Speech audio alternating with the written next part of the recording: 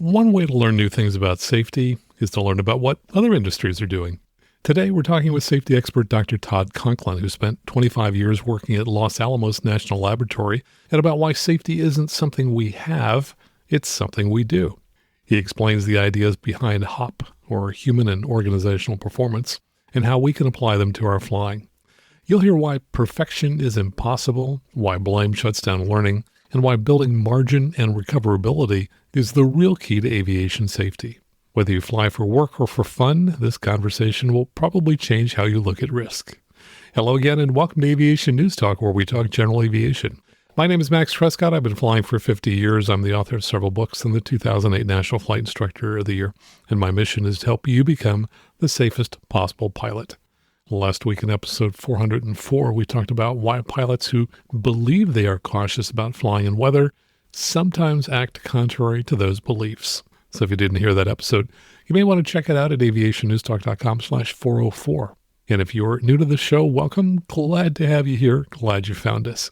Now, so that you get our show downloaded each week for free, just hit that subscribe key or the follow key on whatever app that you're using to listen to us now. And as you probably know, I've been using Lightspeed headsets for 25 years.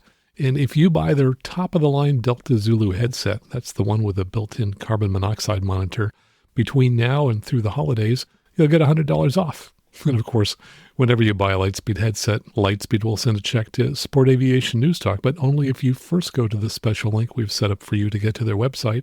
And that link is aviationnewstalk.com/Lightspeed. So go there first before you buy. And now see if you know any of these people who signed up in the last week to support Aviation News Talk. We have two new supporters via Patreon. They are Chip Hart and T. Sloan Guy. And of course, you can support the show 4 different ways, including Venmo, PayPal, Zelle, and Patreon. To do that, just head on out to aviationnewstalk.com/support. And now let me tell you about our video of the week. During our conversation with Todd Conklin, he talks about an accident involving Kenny, the alligator wrestler. Fortunately, Kenny survives, but what Todd doesn't mention is the one thing that Kenny forgot to do before he stuck his head in the alligator's mouth. So to see this video and learn how one tiny mistake can have big consequences, go out to aviationnewstalk.com/video. And at the bottom of that page, you'll find links to all of our videos of the week. And at the top of the page, there are links where you can sign up to support the show in the 4 different ways I mentioned. So again, that's aviationnewstalk.com/video. And of course, you'll find that link on our show notes, as well as links to some of Todd Conklin's books. Now, let me tell you a little about Dr. Todd Conklin. Todd spent 15 of his 25 years at Los Alamos National Laboratory working on the Human Performance Program. He holds a PhD in organizational behavior from the University of New Mexico, and he speaks about safety to executives and work teams in different industries around the world. About a year ago, I purchased one of his books, Pre-Accident Investigations, An Introduction to Organizational Safety, and I mentioned it on this show and in my Flying Magazine column. Todd also has a popular podcast called Pre-Accident Investigations, which I listen to every week. So sit back and relax as we talk with Dr. Todd Conklin. Todd, welcome to the show. So great to have you here today. It's a treat to be here. Thank you. Well, likewise. I've been a big fan. I've been listening to your podcast for more than a year. I was driving all the way to Southern California to take courses at USC on aviation safety, and I found your podcast at that point in time, the Pre-Accident Investigations, and I just loved it. So great work that you're doing. Well, thank you. So you just accidentally bumped into it? I was searching for safety-related topics and found it that way. So anyway, what I love about what you're doing is that you are looking at safety in general for a lot of different industries. And I found in general that one industry can borrow techniques and ideas and adapt them to their particular industry. Absolutely. So I'm looking to see what expertise you can bring from all the many different industries that you've worked with. Now, our listeners are probably divided into 2 categories. We've got those that work for a company or government organization and fly for a living. And then we've got the majority of them who just fly for fun. So let's kind of talk about the first group. If you would talk about HOP be a good place to start? Just talk about HOP principles? Sure. Yeah. So there's a couple things that I think are always really important to think about. One is that I think we've seen safety traditionally as kind of a game we can win. You know, that at some point, well, we'll have safety taken care of, and then we can move on to, I don't know, salary management or something exciting like that. And what we've done in the human performance world over the last 30 years or so is really struggled to change the paradigm around safety. So safety is not something you have, it's something you do. So it's an active action to create non-events. I mean, you're actively creating non-events. You don't want things to happen. And so it's been really an important journey to help sort of create this new definition that safety is a capacity, kind of like fuel. I mean, you manage safety as a capacity. And so that's been a really important fundamental shift. And out of that came a really important piece of knowledge, but it took us a while to get there. And that is that the workers who do the work aren't the problem, they're the solution. And as odd as this sounds, Max, and it does sound a little odd when you say it out loud, we've really taken safety on as if the worker was the problem, as if the pilot's the problem. The pilot's not the problem. The pilot's actively involved in creating dynamic non-events. That they're doing that. I mean, that's what you do for a living, is you kind of keep everything from wrecking, right? I mean, that's kind of a part of the goal. And that switch changes the way you look at and manage safety programs throughout institutions kind of globally. And it's been a really interesting journey because it's taken a while, because people really want to say the problem is the person. Because if the problem is the person, well, that's pretty cheap and quick to fix. You just fix the person. But in fact, what we've learned, and you must know this as well, I'd be so curious to see what you say, is that the problem's almost never the person. In fact, the person's actively trying to hold this together. The problem are the systems and processes and practices in which we place workers. And that in and of itself is interesting because the world is filled with variability. And so you have all these crazy things that happen, because I probably don't have to tell you or the people that listen to your podcast this, but things that never happen all the time.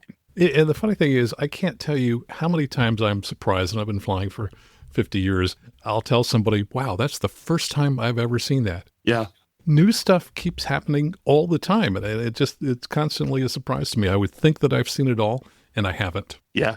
Yeah, because everything that can happen will happen. And the longer you live on Earth, the grayer your mustache gets, the more you realize, yeah, every day is kind of a new adventure. Let's see what happens today. I think you summed it up well. In your book, you wrote that aviation accidents are the unexpected combination of normal aviation variability. Yeah. And I like that, because I think that really captures how dynamic the field is and how we have to constantly be on our toes. We just can't relax and kind of go, oh, well, I got this handled. Yeah. And just because it didn't lead to a bad outcome yesterday doesn't mean that it might not be the set of conditions that could potentially lead to a bad outcome today. And so we're constantly monitoring not failure, we're constantly having to monitor normal. And that's a really interesting challenge. But you guys are quite good at it. I mean, not to butter you up, but it's quite impressive how remarkable it is. And so that's true in one area of aviation, not so true in another. And that is that in the airline world, yes, they have really figured this out, and they are doing incredibly well, to the point where we see an accident that results in fatalities once every 10 years, which is phenomenal when you consider the millions and millions of flights that occur every year. Now, the area where we're not doing so well is in general aviation, where we have on the order of a few hundred fatal accidents per year that kill several hundred people. Big, big differences. Now, I know that you have done some work with airlines in the past, or at least one airline in particular. What did you take away from that consulting experience? So it's a super interesting business. It's really pressure filled and super time constrained. And there's a huge drive for efficiency. I mean, just everything needs to be better, faster, quicker.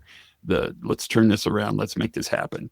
And so that production pressure dramatically eats into capacity for people to actually manage normal variation. Because the way I got it figured, and I know nothing, I mean, you'll have to correct me, but it looks like that you have time to act and time to think. And those are kind of separate things. Like pre-planning is kind of thinking time, and then actually operating is kind of acting time. And what's interesting is that the acting time is relatively important, is seen as pretty significant. But the time to think, the preparation, planning, that time, it's being kind of dramatically truncated a little bit every single year. And so what happens is you have organizations that are really interested in making money and producing profit and being a business, which those are all really reasonable things. That's what companies do, sort of eating the capacity that they've built over years to do things really reliably. And that's a really interesting trap to be in. Like, I've thought a lot about your industry, at least on the commercial side, in the last couple of years, just because a lot of things have happened. And one of the things that I think is really interesting is that there's kind of a stability trap, that because the system is so stable, the belief is we can erode some of the margins on that system and still be stable. And what happens when we erode margins is that we lose that excess capacity for variability. And now we have much quicker responses necessary. We have to move faster in our planning, preparation, and in the way we process and practice the work we do. It's a really interesting business because it's filled with super smart people who are passionate about their work. I mean, incredibly passionate about their work. And genuinely, the thing that I think kind of makes me laugh is I'm not sure how you would ask a pilot to be more careful. I mean, the assumption that they're not careful is just goofy. That's just a dumb assumption. And so asking them to be better isn't really fixing the problem. Yeah, nobody plans to have an accident, and yet people have accidents all the time. And so, yeah, I think you bring up an interesting thing about the think versus act. I never really thought about it that way. The think part is really, as you described it, kind of the pre-flight planning part, all the stuff that goes ahead of time prior to jumping into the cockpit. The act is manipulating the controls and pushing all the buttons and doing those kinds of things.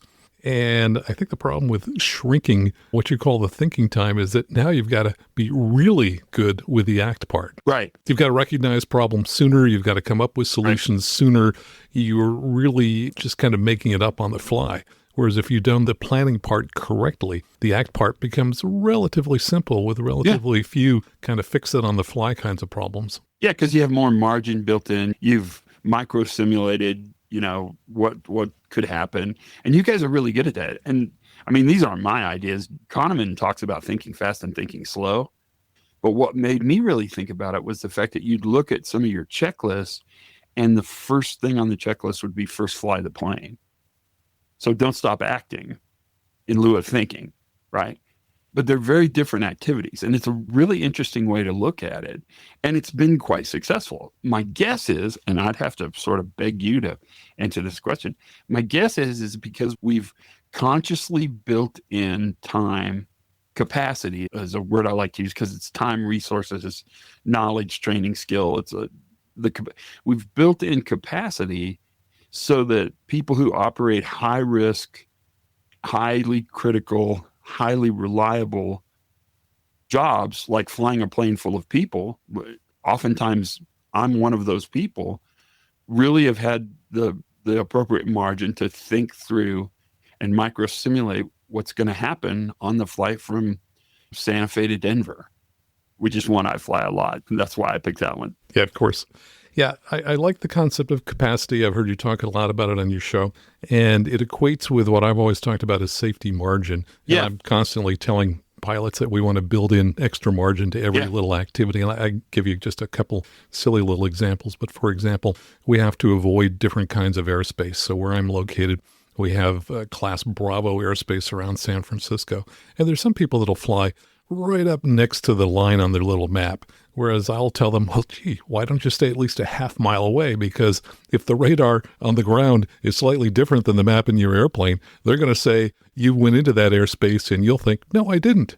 If you build in that extra margin, then you don't even have to worry about having that conversation with the FAA later. And so I'm always looking at how can we build in extra margin in every aspect of how we're flying so that if things don't go quite exactly the way that we thought they were going to go, we're still going to be fine. Yeah. And that extra margin, and I'm not in love with the word capacity. I'm constantly seeking a better word than capacity, but capacity is general enough that it covers lots of things. But that extra margin, that room for recoverability, that resilience, that's what keeps critical high risk operations safe. And what's so interesting about that is when you look at things that have to go, because we have limited time, limited money, limited resources, and we're trying to do more with less, all those things, and complexity is increasing, technology is increasing. I mean, we can have a really long conversation. It'd be boring as hell, but we could have a long conversation on this. One of the things that's easy to cleave away is that margin. And expert performers, he says to a pilot of 50 years, looking him right in the eye, expert performers will often move closer to the margin, usually without transgressing the margin. I'm not saying they're gonna break the margin, but they'll move closer to the margin because they have a certain amount of comfort in their operation because of their experience, training, ability. They've seen a lot of things. What gets us into trouble is when that margin goes away. So it's not so much the presence of risk that I think about in aviation. It's the absence of control. Risk seems kind of normal to me. I mean, I'm not even sure risk is terribly interesting. It's dynamic. It's ever present. It's sort of fundamentally why you're a pilot. I mean, that's the exciting part. What matters is not the presence of risk. It's the matching presence of control or the absence of control. That's what scares me. And I think that's when we get into trouble. So let's talk about control from a couple different perspectives. I think that the airlines probably are at one extreme of that. They've done a really great job of proceduralizing everything to the point where they're exercising a lot of control. Pilots know what the rules are. They know that they have to follow the rules. If they follow the rules, generally they're going to be exceptionally safe. We go to the opposite extreme, and we're talking about recreational pilots, people who don't fly for a living. They fly for fun. They've had a wide variability in training. Some got really excellent training. Some got training that was just barely enough to pass the checkride that they met the minimum standards for being a pilot. There, the control is really self-imposed, and yet if they lack the knowledge, they don't really know what controls to self-impose. Right. Talk about the individual worker or the individual pilot who's in that kind of situation. What kinds of things do they need to be thinking about or doing to bring more control to their flying environment? Well, so there's kind of a paradox. I mean, you bring it up pretty beautifully, and that is that the less formal training, the less experience you have, the more you need proceduralization and control, uniformity, some kind of expectation management. Whereas the more experience you have, the less you probably need procedures, but the more you understand procedures. So procedures make sense to you because they provide really a frame. And safety operationally itself doesn't live in procedures because procedures are incredibly important. They're incredibly valuable, but they're also relatively incomplete. And so what I think of, whether we're talking about a professional pilot or somebody who flies for fun, is their job is to sort of complete the procedure. They provide the candy coating, if I can use a food analogy, or the donut icing. I'm thinking of that this morning. They provide that additional completion of a procedure that's going to be imprecise. It's going to be carefully written, but imprecise.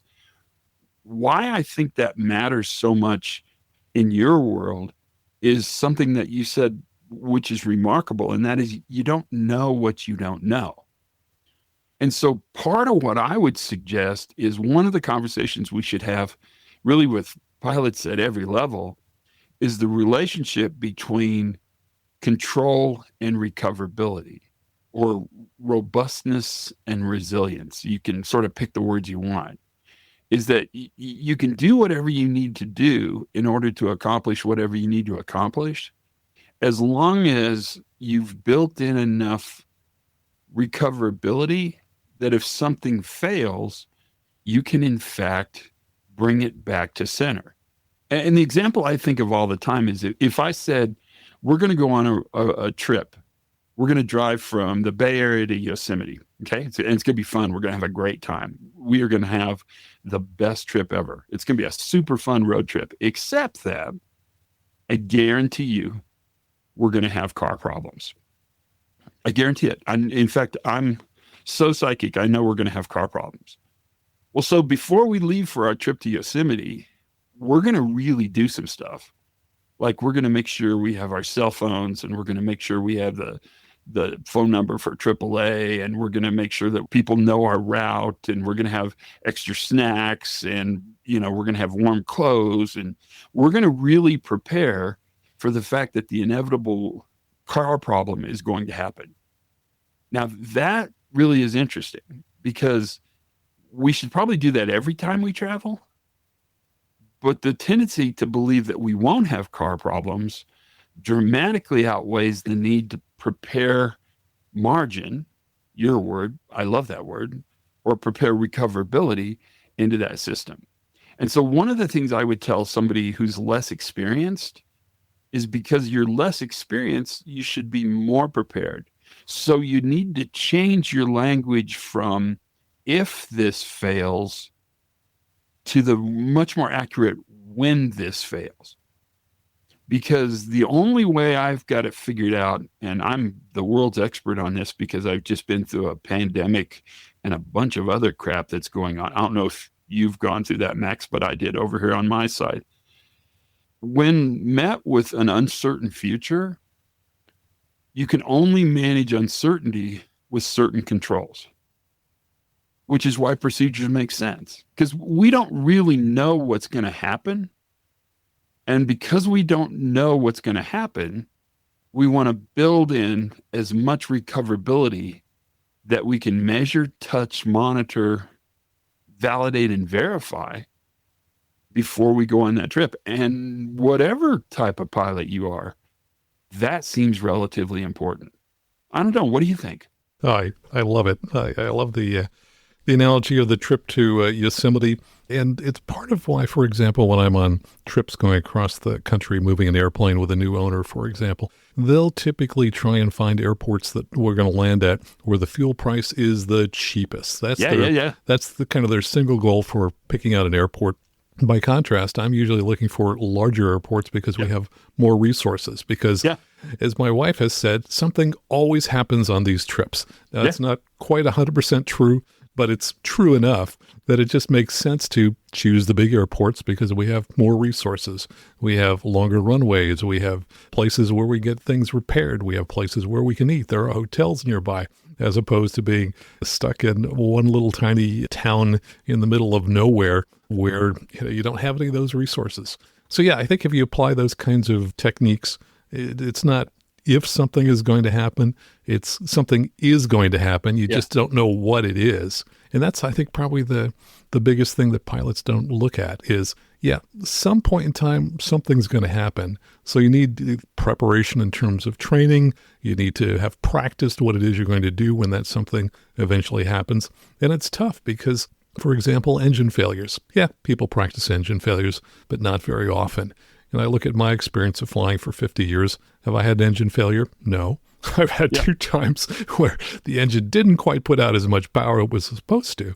So it was relatively easy to deal with. So I think that's part of the problem as well, is we've got to prepare and anticipate for events that rarely happen, and yet something's going to happen. Maybe it's not as dramatic as an engine failure, but maybe, for example, I remember a recent trip where we were assigned a runway where the crosswind was right at the limits of what the aircraft could do. Pilot was all prepared to land. And I said, I had to say it twice. Why don't we just ask for that other runway that's right straight into the wind, take an extremely difficult landing to a non-event? It was like, oh, okay, well, that makes sense. So I think we're constantly evaluating alternatives and trying to find the most conservative alternative so that we don't have to use all of our skills. Why not make it easy, right? Why push yourself right up to the edge to test and see, well, how good really am I? Because that kind of results in bent airplanes. I think that's such a great example you just gave too, because you added beautifully the economic pressure with the fuel price thing. And what's interesting, and again, this isn't the world I live in, but I've thought about this, that pressure economically is becoming more palpable. It's definitely more important. I'm curious. So I did a little research because I had to fly the last couple of weeks quite a bit, but I fly sort of a lot, so that's not that big of a deal. I mean, I will tell you that I genuinely, at the core of my being, hate airports. So that means I fly a lot. Other people say they're fun and you can eat, and no, they're not fun, and the food's not that good. So, but nonetheless, but I noticed in the last couple of weeks when there was a lot of pressure on the commercial system, a lot of pressure in the United States, and a lot of it political and dramatic, and there's so much going on there, right? That all of my flights were early. Every single flight was early. Now, I fly a bunch, and almost never am I early. I mean, it's really rare. In fact, it's kind of a treat. I look at it as like a piece of candy when we're early. It's great. So I looked up on-time performance for last week. It's one of the best weeks commercial aviation has ever had in the history of record keeping for commercial aviation. And my guess is, and this is the part I need your advice on, is there was so much attention on the system that people overperformed at every level of the system in order to sort of prove society wrong. I don't know. It's been a very interesting observation to me, because I had 4 flights in a row, international flights, where we were way early. I was almost 45 minutes early into my home airport. I don't know if that's ever happened. ever happened. Yeah. So certainly they reduced the number of airline flights last week, and so that gave them a little bit more capacity to handle the remaining flights. Beyond that, I certainly couldn't hazard a guess as to what it might be. Except that I would suggest that a 5% capacity reduction or 10% is entirely symbolic. It's 10% of the work is nothing. I mean, that's nothing. So if you have 50 planes an hour, you're a controller, you're going to have, 40 or 45. I mean, it's still, I'm thinking there was a psychological shift in the way we think about work. And I'll bet you $1 what they leveraged was the margin.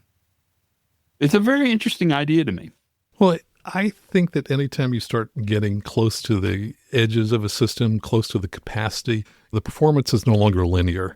Right. And that's to say that things break down quickly when you reach a particular point. We see that with pilots, for example. You're right. Everybody's doing extremely well, no problem. They accidentally fly into a cloud, and then suddenly they've got no margin left. They've got to perform perfectly, and no pilot performs perfectly, which kind of brings us back to HOP.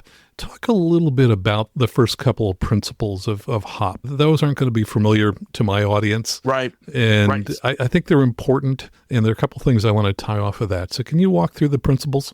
Yeah, absolutely. So human performance over time and developed through, originally, we should give nods to a guy named James Reason, who just recently passed away. And he was a British scholar who looked at rail safety, and actually was profound in his ability to sort of understand the influence that system had on reliability. And Reason sort of helped an organization called the Institute of Nuclear Power Operations, INPO, especially post 3 Mile Island. And what's weird, Max, is many people on this podcast probably won't know about 3 Mile Island, which proves that we're old and they're young. Let's just put that out there. Yeah, and by the way, as a guy who was about 1 hour downwind of 3 Mile Island in 1979, I remember it extremely well. Yeah, so I think you know exactly of what I speak. They came up with a kind of a set of principles. I think of principles as not really rules and not really expectations, but I kind of think of principles as like a riverbank. So the river's the operation, the river's the organization. It's constantly in motion. It's moving in a direction. You never enter the same river twice. Metaphor. There's tons there. And what keeps the river kind of moving are the banks, and they change and they flood, and we can take this a long way. But we came up with these 5 principles really early, and they're pretty simple. The first one is the idea that people make mistakes, that no one is perfect, and if we build systems that are based upon perfect performance of a job, that system will fail and probably fail quite catastrophically. So that's a really important principle, because we have to build systems that understand humans are incredibly intelligent and very quick and very adaptive and not terribly reliable. We just aren't. I mean, we're not really reliable. The second principle. Oh, let me just tag onto that briefly. Oh, sure. Absolutely. Which is, say, in the pilot world, I think we focus a lot on trying to reduce mistakes. And I think there may be this belief that somehow we can give perfect performance all the time. And yet that's so important to understand that no matter how good you are, no matter how many times you've done a particular flight, there will be mistakes made on that flight. There are small mistakes. Nobody ever really knows about them. But those mistakes happen on every flight. It's dumb to think of the idea of reducing mistakes, because mistakes are unintended deviations from an expected outcome. So mistakes aren't choices. Now, the problem is, in retrospect, mistakes look like choices. So when you go back and look at it, like the investigation, the causal factor investigation document for the Baltimore bridge collapse came out this week.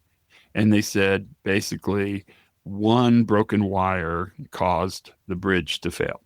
Well, so no, that's not the case. I mean, that's just, unfortunately, that's, God bless them. They know not what they do. But they were looking for an engineering solution to what was really an operational failure. What's interesting about the Baltimore bridge collapse is that one vessel, because vessels hit bridges all the time. That's super normal. But one vessel could hit a bridge in such a way that it caused a catastrophic engineering failure. That bridge, that's super interesting. And that's really interesting. We can't build systems that are based upon perfect performance. But the problem is that blame makes mistakes choices. What blame really does, and aviation's probably traditionally led the way in this with the aviation safety reporting systems and blame-free reporting. And yeah, you guys have really thought about this a lot. The reason blame is a problem in any industry, but especially in aviation, is that blame stops improvement. You don't have to learn how a system failed. You're fine with a wire was off the motor, and so the ship lost control and the bridge fell. So they should put the wires better on the motor so that doesn't happen anymore. I mean, that's a simple answer. But what happens is you miss the richer context of how the failure took place. I mean, and that's really, really an important part of it. And that is the second principle. The first 2 principles, people aren't perfect, people make mistakes, and that blame fixes nothing. Those are really important foundational premises to set the stage for how we will move into understanding operations, both success and failure. Yeah, and blame is certainly important. I know that a lot of our aviation reporting systems are anonymous, so that you can't blame a particular pilot for reporting something, and that reporting would all go away if, frankly, there was being blame attached to it. Yeah. I found it kind of interesting that one of my clients, somebody who I taught to fly, had a bad landing when he was in the airplane by himself years after I taught him how to fly, and he collapsed the nose gear, a lot of damage to the airplane. And I was talking with the club about it, and at the very end of the conversation, they said, and what percentage of the blame do we assign to the instructor?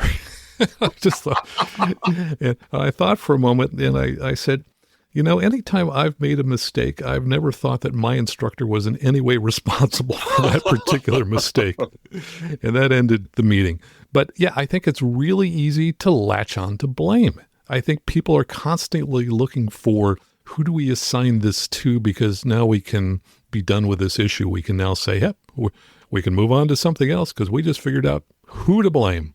Well, yeah, and it's psychologically sound, because the belief that something bad can just happen is really hard to accept. And so it's much easier to say this bad thing happened because this pilot was a bad pilot. Yeah. A better pilot would not have done this, which is probably true, right? But it's also really oversimplified and super incomplete. I mean, we want to know what happened, and we want to know what conditions led to getting to the place where this outcome was possible. Because a lot of things in our worlds have to fail simultaneously for us to have a catastrophic outcome. I mean, a lot of things have to fail, not one thing. It's many, many, many things. And the seeds for the next big aviation event are being planted systemically now. Yeah. Yeah, this goes back to what I said about every flight having mistakes. If a single mistake would create a crash, a failure, then we'd have every flight would be a crash or a failure. Yeah. But in fact, we have to have multiple mistakes, usually at least 3 or more. Yeah, yeah. And certainly with the Baltimore ship accident, you're probably saying essentially the same thing. It's yeah, that wire was part of it, but there were all these other things that were part of it as well, too. So principle number 3. Learning is vital. So the ability to learn is key.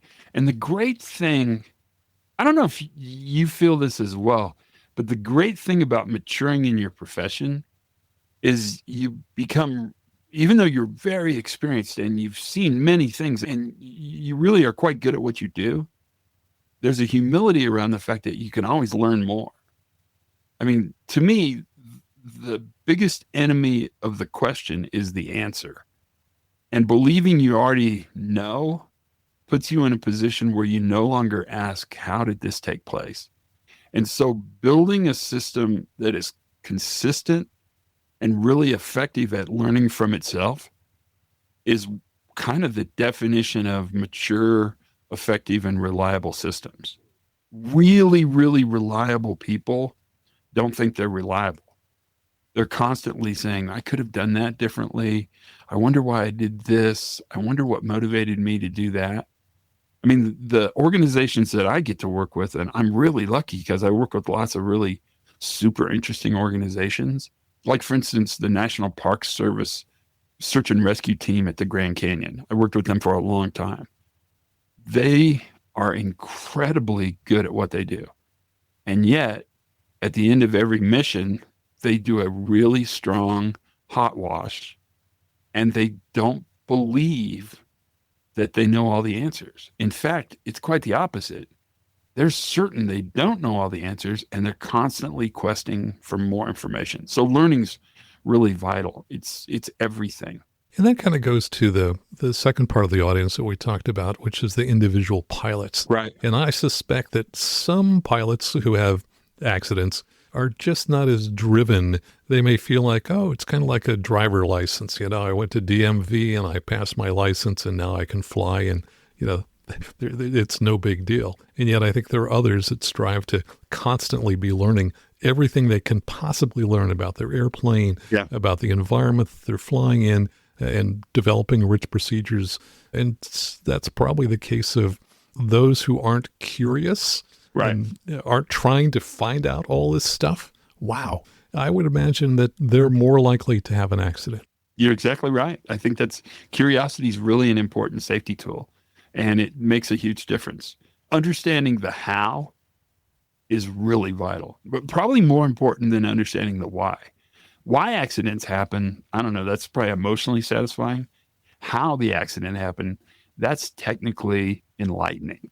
Yeah, and that's the issue, I think, with a lot of our NTSB reports. They just basically talk about the what. It's like, oh, this broke, but they don't really dive into the whys behind it and what were all the different things that, you know, led up to that particular failure. You're right. The failures tend to be pretty repetitive. Yeah. The how they happen to fail, that's often very different. Yeah, you're exactly right. Well, the next one is my favorite, and that is that context drives behavior. So asking a pilot to be more careful is probably not a bad thing to do. I mean, that probably has value, but in and of itself, it's a really, really non-robust solution. I mean, it's not very effective and it's hard to measure. You want to build systems where the context actually expects the performance. An example I would give, because I talk about it all the time, is and you don't have to answer this, Max, don't answer it.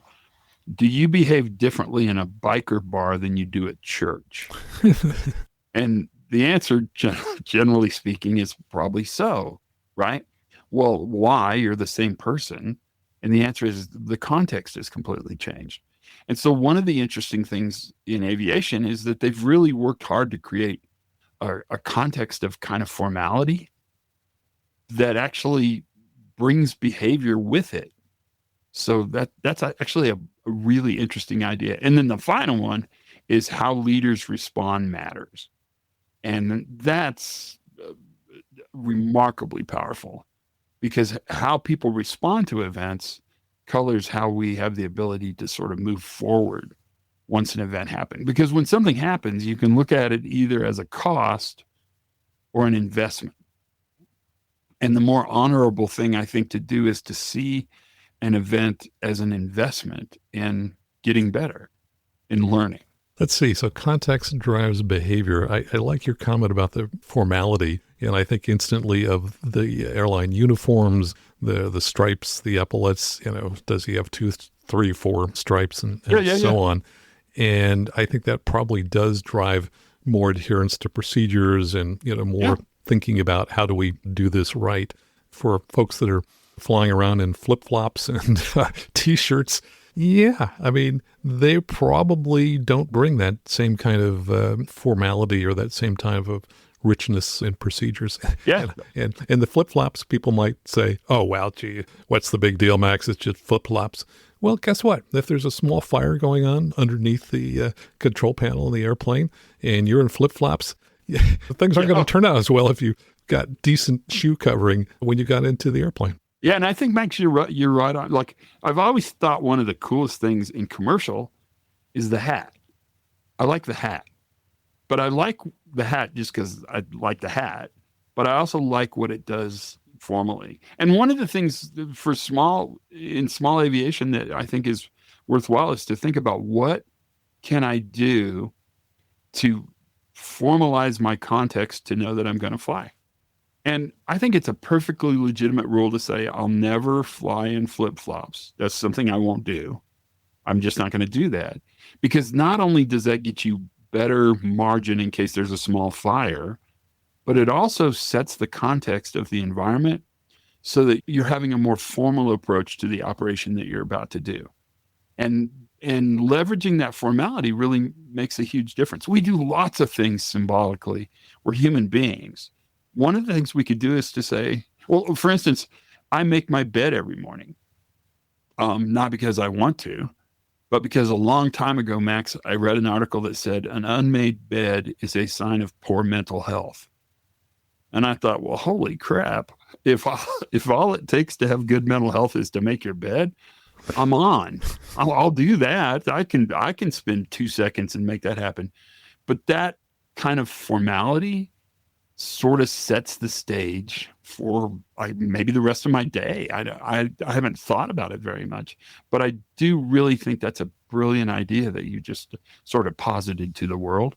Let me just get back to the last principle, the how you respond to failure matters. You talked about looking at it as a cost versus an investment. So yeah, we had an accident, it cost us money. Oh, what did we learn from it? We've kind of invested in making sure that we don't have future similar kinds of accidents in the past if we've learned from that particular event. How do individual pilots, how should they be thinking about these kinds of things? Hey, I screwed up. How should they regard those kinds of events? That's a really good question. If they're in a mentor-protege relationship, then I think they really want to think about how I respond now is going to actually live beyond me in the people that I work with to teach how to fly or kids that I'm helping understand an early introduction into aviation, right? So, and I think people know that. They know that they play a really important role. I do think one of the things that we could spend more time on is really sort of thinking about the fact that when an accident happens, we're not just the victim of the accident. We're also a part of the origin of the story of the conditions that were created in order for that event to happen. When I said earlier that what you guys do is sort of dynamically keep the system from failing, that's a really important idea because that means how you respond when something happens needs to probably default towards improvement. So when something happens, as easy as it is for me to say this, don't beat yourself up wishing you would have done something differently because you didn't do those different things. Think in a forward motion of what you learned, what indicators and conditions existed, what you can take from this to move forward smarter, better, and faster. And be grateful that you have the opportunity to do that. And a great opportunity to do that is much like you just talked about the Grand Canyon Rescue Group with the debriefs, right? If pilots are to kind of debrief not just the accidents, but shouldn't they also be debriefing what went well on a particular flight? Absolutely. And in fact, I think that's really key, is that the same tools that the NTSB uses to study an accident, you could use to study a successful flight because the same conditions existed. The only difference is that one ended in disaster and the other didn't. Understanding what it took to be successful is incredibly important. And especially if it's a really interesting, unique, or novel operation. I mean, this is novel. This hasn't happened to us before. What did we have in place that assured we had the margin so that when the system flexed, we were ready for that flex activity? Yeah, certainly if I look back at minor little problems I've had in the past, usually something was different. And if I go back and kind of look at what was different, that kind of helps me understand what led me to that particular situation. And you look for it now. I mean, the great thing about that is once you identified, okay, when this happens, I need to make sure I have an extra bottle of water, right? And we're so good at this as human beings. I mean, we're super good at sort of predicting what we need in order to create the margin for us to be successful. It's the reason that when you go fishing, you take 3 beers. You take your beer, you take your buddy's beer, and then you have the elusive third category, which is our beer. So that if one person drinks all their beer, they're not stealing from your beer, right? It's sort of the idea of creating recoverability, creating margin. And that's really where I get into this idea of we build capacity. We manage safety like we manage fuel. Yep. When we don't have enough margin, we probably ought to rethink what we're doing. So would it make sense to share your story about Kenny the alligator just to talk about having margin and having a dynamic environment?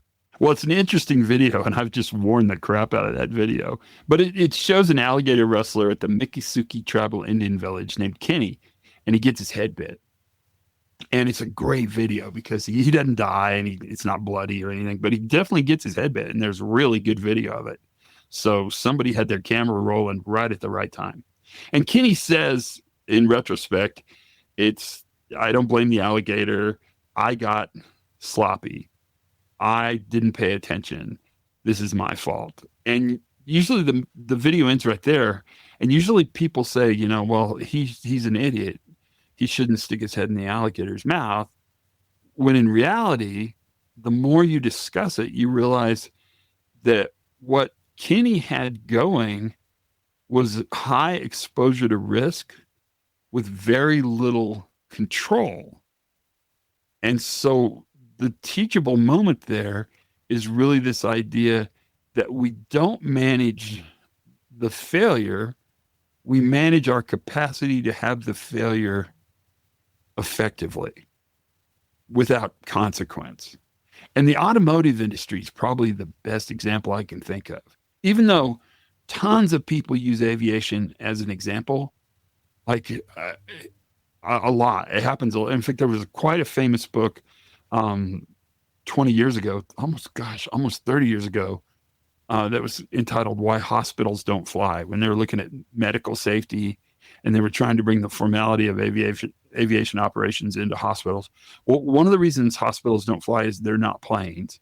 I mean, I don't mean to be so blunt, but that's a really strange notion. But the challenge we have here is is the realization that what we can actually manage is our recoverability, our capacity, our margin, that's actually manageable, which is why checklists are so interesting, because they really are. They're micro simulations of what could happen.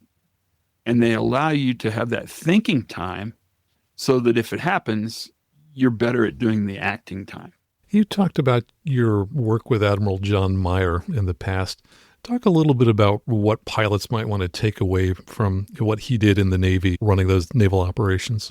He's an incredible human being. But I mean, that's how you get to be a really high up admiral. And he was in charge of, I mean, he was the air boss, big air boss. I mean, he was an important dude. And one of the things that I'll never forget is he had me come and speak at a meeting that he had every year. And there were 900 flight command personnel in the room. Have you ever been to one of those meetings? No, afraid not. So, and everybody's dressed the same. They all have on their flight suit. And I was blabbing away about something. And I said the words, write this down. And 900 people reached into their pant leg and grabbed a notebook and a pen at the same time. It was like, it was freaky. One of the things that Admiral Meyer did that was remarkable. So the big challenge we had was not really flight safety.